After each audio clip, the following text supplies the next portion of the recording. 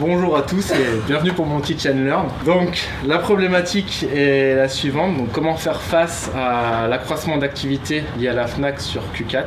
Donc l'exposition du problème, l'explication du problème, il y a du monde à la Fnac sur les fêtes de fin d'année.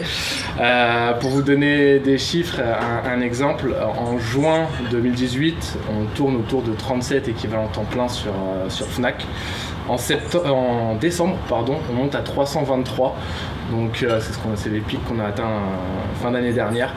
Donc il y a du monde et il faut pouvoir staffer toutes ces ups et toutes ces demandes Fnac. Donc l'idée a été cette année de créer un vivier de candidats pour plusieurs raisons. Donc déjà la première, c'est de vendre ce vivier aux Fnac et de leur dire on a un vivier disponible, on a des candidats, on a des personnes qui veulent et qui peuvent travailler chez vous. Donc n'hésitez pas à nous solliciter. Donc les inciter à travailler avec nous. Et ce vivier aussi nous a permis de ne pas attendre les demandes des Fnac, mais d'être proactif et de leur proposer des profils dès qu'elles nous sollicitaient, immédiatement. Ensuite, la deuxième idée, c'était la réduction du temps de qualification. Pourquoi ? Parce qu'aujourd'hui, on travaille sur un formulaire qu'on remplit avec énormément d'informations, qu'on envoie après sur Salesforce. On rattache les candidats à des opportunités, mais c'était trop long.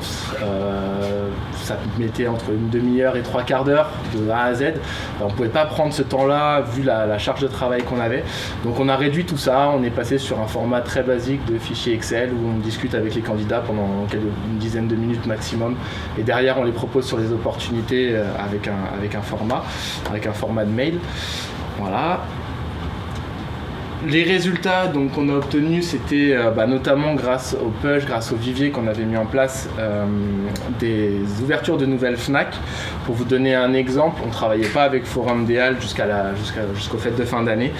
En termes de chiffres, on fait un peu plus de 1 000 € en septembre avec Forum, on fait 13 000 en octobre, 30 000 en novembre et plus de 60 000 en décembre. Donc voilà, ce vivier nous a permis d'ouvrir des Fnac et derrière de travailler avec elles et d'être sollicités. Entre 150 et 200 démarrages Fnac en délégation, sachant que l'année dernière on ne faisait pas de délégation. Donc c'est pour vous donner un ordre d'idée du nombre de personnes qu'on a placées, même si on n'est jamais monté à 150-200 en même temps. Mais en tout cas sur les fêtes de fin d'année, on a eu 150 à 200 personnes qui ont travaillé chez Fnac en délég. Une bonne cohésion dans l'équipe, parce que on avait pas mal de problématiques, on travaillait tous sur les mêmes zones géographiques, sur les mêmes profils, sur les mêmes opportunités de manière générale. Donc on a pris des décisions, on a décidé de se partager les démarrages pour pas se marcher dessus, de travailler tous ensemble quand on avait des grosses demandes avec beaucoup de profils, travailler tous les trois dessus pour staffer le plus rapidement possible et dans des meilleures conditions. Voilà, donc ça s'est super bien passé dans l'équipe. Une première année réussie du coup avec ce schéma-là, avec le schéma qui a été mis en place, donc de travailler en cellule, avec la première année de délégation, etc. On a eu de beaux résultats sur Fnac. Et un vivier Fnac qui est disponible aujourd'hui.